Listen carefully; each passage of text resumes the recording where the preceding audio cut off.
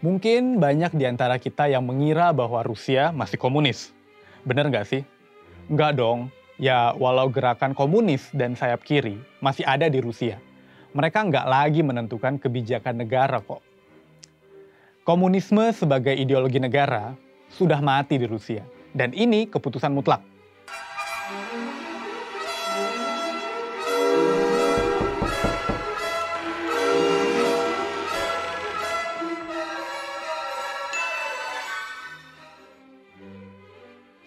Pasal 13 Konstitusi Rusia yang disahkan pada 1993 menyebutkan bahwa sebuah ideologi tidak bisa dibuat sebagai dasar negara atau kewajiban.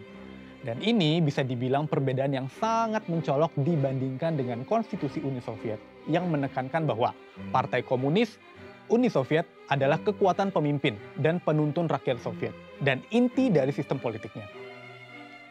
Partai Komunis akhirnya bubar setelah runtuhnya Uni Soviet pada akhir 1991. Setelah itu, Boris Yeltsin, presiden pertama Rusia dan sekaligus mantan anggota Partai Komunis, dia sendiri yang melarang partai yang di hari-hari terakhirnya itu memiliki 18 juta anggota beraktivitas. Ya, meski ini merupakan akhir kisah Rusia sebagai negara komunis ya, nggak berarti komunisme itu sepenuhnya lenyap di negara ini. Oke. Sebelum kita bahas lebih lanjut, sebetulnya komunisme itu apa sih? Kenapa Rusia dulu bisa menganut ideologi komunisme? Well, Gennady Zyuganov itu adalah pemimpin Partai Komunis Rusia atau KPRF singkatannya, bukan Uni Soviet ya, yang didirikan segera setelah pendahulunya atau ya Partai Komunis Uni Soviet itu ya, menghilang dari tatanan politik negara pada 1991. Nah, Zyuganov tuh pernah bilang begini, kata komunisme berarti rakyat atau publik, yaitu ketika kepentingan masyarakat lebih penting daripada kepentingan individu. Menurut dia, komunisme itu sudah ada sejak zaman dulu, ketika orang-orang berburu secara berkelompok dan membagikan hasil buruan untuk seluruh kawanan.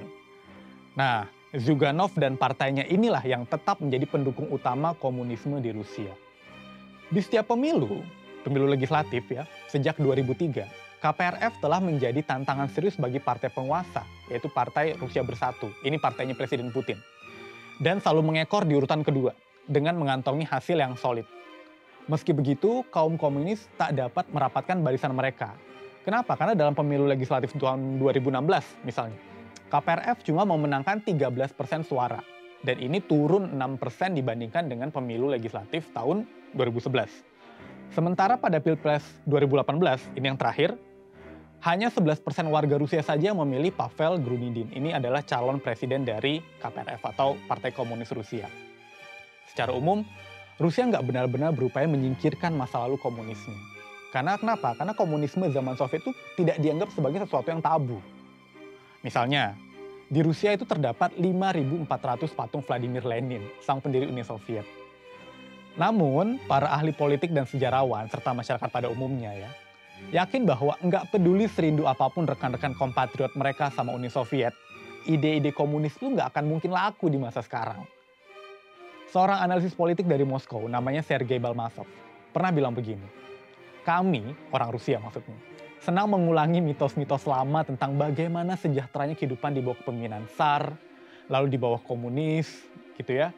Dan di masa depan nantinya mereka akan mengatakan hal yang sama tentang eranya Putin gitu. Dan ini adalah mitos-mitos kehilangan surga yang sudah lazim di tengah masyarakat. Meski begitu, tidak semua orang bernostalgia kayak gini. Jadi sudah pasti bahwa Rusia tidak akan kembali ke periode komunis. Pertanyaan selanjutnya, kenapa Rusia pernah menjadi negara komunis? Untuk menjawab pertanyaan ini, kita perlu flashback jauh ke 100 tahun lalu, ketika kaum Bolshevik mengambil alih kekuasaan dari Kekaisaran Rusia dan menjadikannya Uni Soviet. Mungkin kita pernah mendengar nama Karl Marx dan Friedrich Engels ya.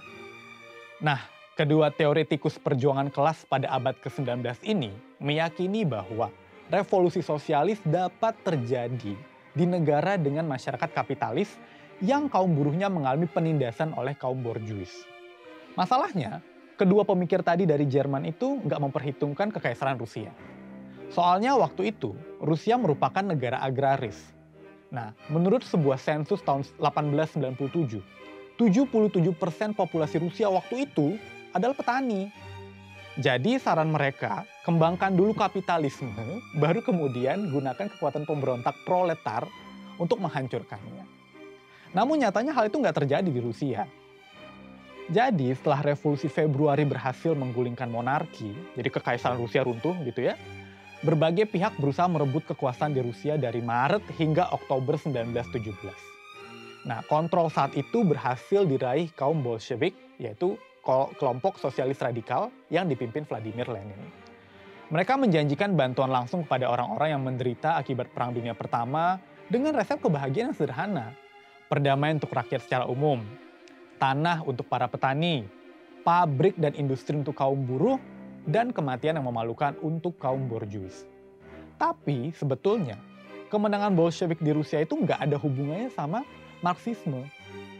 Kaum Bolshevik adalah satu-satunya kekuatan politik yang menggunakan kebencian sosial dan kehendak massa demi meningkatkan kekuatan mereka. Itu kata sejarawan Alexander Orlov. Jadi, pada akhir abad ke-19 dan awal abad ke-20, ada dua jenis orang Rusia. Yang pertama itu adalah kaum bangsawan, kaum terpelajar, dan borjuis. Ini satu golongan ya, yang nggak ada bedanya dari negara-negara Eropa lain. Mereka inilah yang merupakan perwakilan dari kasta tertinggi di masyarakat dan mengacu kepada kapitalisme dan sistem hukum barat. Yang kedua, itu adalah mayoritas orang Rusia yang terdiri dari para petani dan buruh. Nah, mereka ini hidup dengan gaya hidup atau aturan hidup yang berbeda. Nah, kelompok utama di Rusia ini adalah ya rakyat biasa, bukan yang kelas atas tadi. Jadi, para buruh tani yang bersama-sama dan memiliki dan mengolah lahan, juga properti pribadi yang dikembangkan dengan buruk. Inilah orang-orang yang kemudian menjadi pengikut Bolshevik ketika kelompok ini berjanji mengambil segalanya dan menggunakannya bersama-sama. Sebetulnya kaum petani Rusia memiliki prinsip yang sama dengan peraturan-peraturan Uni Soviet sebelum terjadinya revolusi. Inilah kenapa komunisme menggelora di Rusia, bukan karena kepercayaan warganya terhadap ide Karl Marx, bukan. Tapi lama-kelamaan ide pembentukan masyarakat yang adil dan tanpa kemiskinan atau penindasan akhirnya runtuh juga setelah beberapa dekade. Setelah eranya Brezhnev tahun 1970-an, jelas bahwa nomenklatur Partai Komunis menjadi semakin jauh dari rakyat dan hanya digunakan untuk kekuasaan tanpa ada masa depan yang jelas. Akhirnya, kekecewaan terhadap komunisme menjadi pemicu keruntuhan Uni Soviet yang kemudian berdampak pada permasalahan ekonomi di Rusia. Soal keruntuhan Uni Soviet ini kita bahas lain waktu ya. Saya Fauzan dari Rasyabion untuk Asumsiko.